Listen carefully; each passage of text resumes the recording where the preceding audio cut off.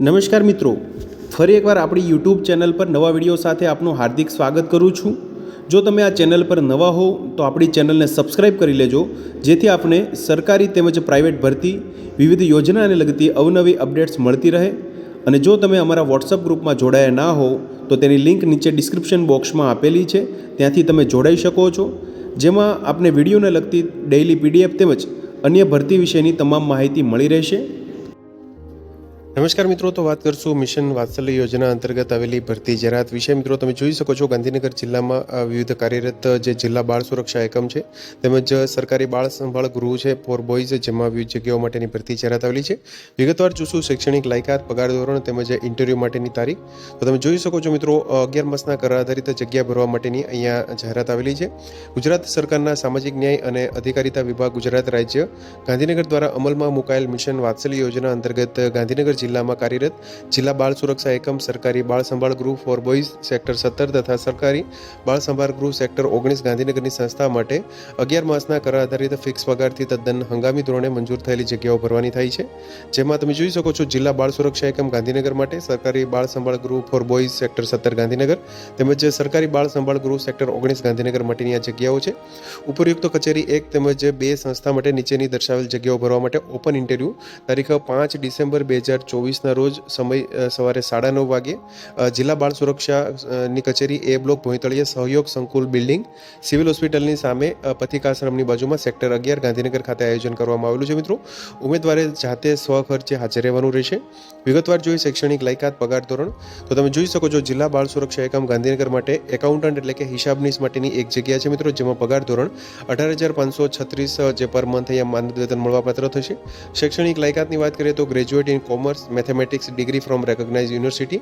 અનુભવની વાત કરીએ તો at least 1 year experience of working in relevant field, computer skill and command on Tally. Age લિમિટની વાત કરીએ તો 21 થી 40 વર્ષની વયમર્યાદા ધરાવતા ઉમેદવારો અહીંયા હાજર રહી શકે છે।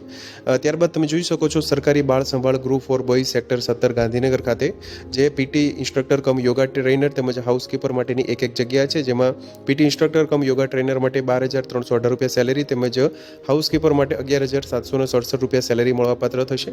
પીટી ઇન્સ્ટ્રક્ટર માટેની લાયકાતની વાત કરીએ તો DPEd, diploma in physical education, CPEd, બીપીએડની લાયકાત ધરાવતા હોવા જોઈએ તેમજ હાઉસકીપર માટે ધોરણ 10 પાસની લાયકાત ધરાવતા હોવા જોઈએ મિત્રો।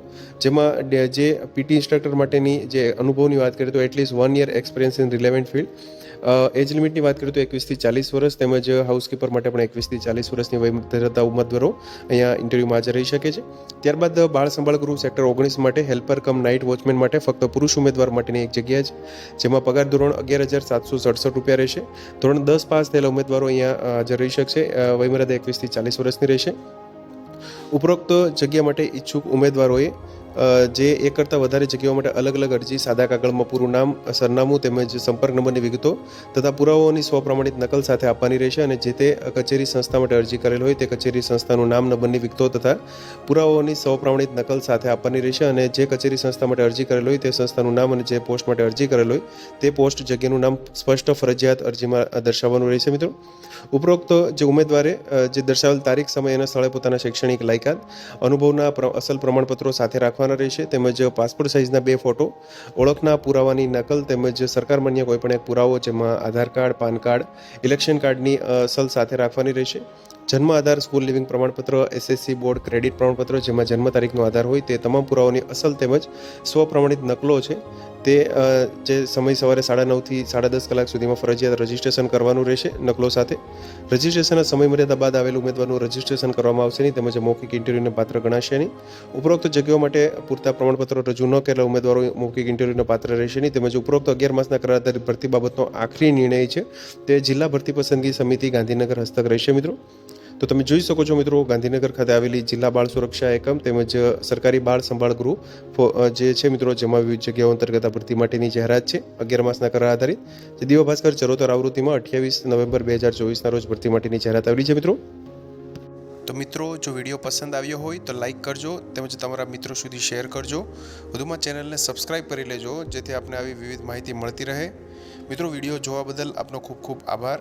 મળીએ એક નવા વિડીયો સાથે, ત્યાં સુધી જય હિન્દ, ભારત માતા કી જય।